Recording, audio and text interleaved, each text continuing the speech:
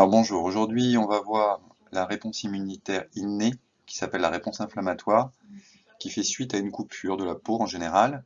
Donc quand il y a une coupure de la peau, des agents infectieux peuvent rentrer, ils peuvent être de plusieurs types.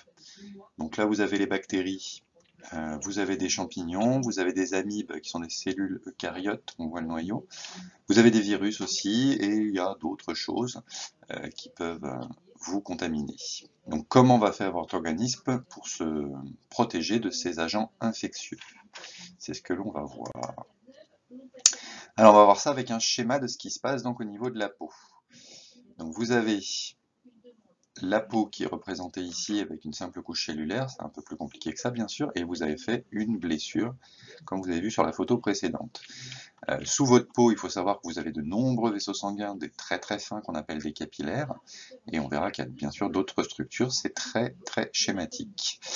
Ici donc on a le sang avec des cellules qui circulent en permanence, qu'on appelle les granulocytes, ils font partie de la famille des globules blancs, donc on n'appelle plus globules blancs en terminale, mais qu'on appelle des leucocytes. Alors voilà les 4 symptômes qui sont issus de la réponse immunitaire inflammatoire: la rougeur, la chaleur, le gonflement et une sensation de douleur. Alors pourquoi ces symptômes apparaissent? Eh bien parce que donc des bactéries vont rentrer. Si on prend les bactéries ici en orange avec un petit peu d'ADN à l'intérieur. La première phase, ça va être la reconnaissance de ce qu'on appelle l'antigène. Donc l'antigène, c'est une molécule du non-soi qui n'appartiennent pas, que votre corps ne possède pas normalement, et qui va entraîner donc une réaction de votre organisme pour vous protéger.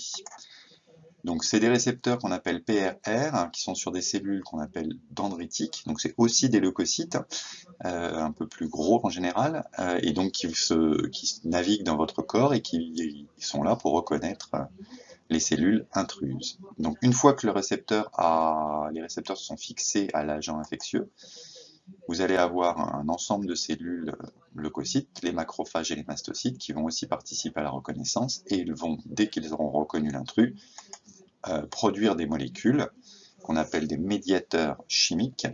Donc les 3 plus importants sont l'histamine, la prostaglandine et les chimiokines, qui sont plusieurs types de molécules. Donc les chimiokines vont surtout participer à l'attraction des autres cellules de défense des autres leucocytes, en les attirant vers le lieu de la blessure. L'histamine et la prostaglandine donc, vont participer à la vasodilatation des vaisseaux, donc les petits capillaires vont devenir plus gros pour faire circuler plus de sang et donc amener plus de cellules protectrices sur le lieu de l'infection. Et c'est pour ça d'ailleurs qu'on observe donc les symptômes de rougeur, chaleur, gonflement. La deuxième phase, donc, ça va être l'arrivée des autres cellules pour éliminer l'agent, donc c'est ce qu'elle s'appelle, on va appeler ça la diapédèse. La diapédèse, donc c'est la façon dont les leucocytes vont sortir des vaisseaux sanguins qui sont rendus plus perméables et donc ils vont se retrouver au niveau de la blessure, là où il y a les agents infectieux, et ils vont commencer maintenant à les détruire par une technique qu'on appelle la phagocytose. Donc la phagocytose, il y a plusieurs étapes, je les ai résumées ici dans un seul schéma, mais il faut connaître les différentes étapes. Donc il y a une première étape, c'est le contact avec l'agent, donc il y a aussi des récepteurs ici, hein, ça ne se fait pas comme ça tout seul. L'ingestion de l'agent infectieux, la digestion de l'agent infectieux en petits morceaux, et on élimine les morceaux de l'agent infectieux, mais on en garde quand même quelques-uns, on verra que c'est utile parce qu'on va les présenter. La cellule, donc le granulocyte qui s'est transformé en ce qu'on appelle un phagocyte, va présenter un morceau de l'agent infectieux, ce qui va permettre à d'autres cellules, qu'on verra dans le chapitre suivant, d'intervenir également pour aider ces premières cellules à intervenir. Alors là, il y a la douleur qui reste toute seule, donc la douleur va être créée par la coupure. Si vous coupez des fibres nerveuses, ça va envoyer un message au cerveau qui va l'interpréter comme une douleur. Mais vous avez aussi la prostaglandine qu'on avait aperçue ici, qui va agir sur les fibres nerveuses, et qui va les activer donc, et qui vont envoyer un message au cerveau qui va interpréter ça comme une douleur. Les déchets, s'ils sont mal éliminés, peuvent provoquer le pus. Donc voilà le premier schéma sur la partie sur l'immunité. Donc c'est la première réaction qui se met en place chez les êtres humains et chez de nombreuses espèces.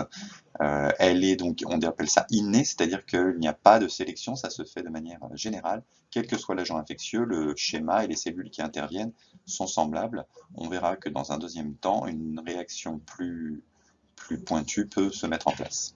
Voilà, 5 minutes, ça va.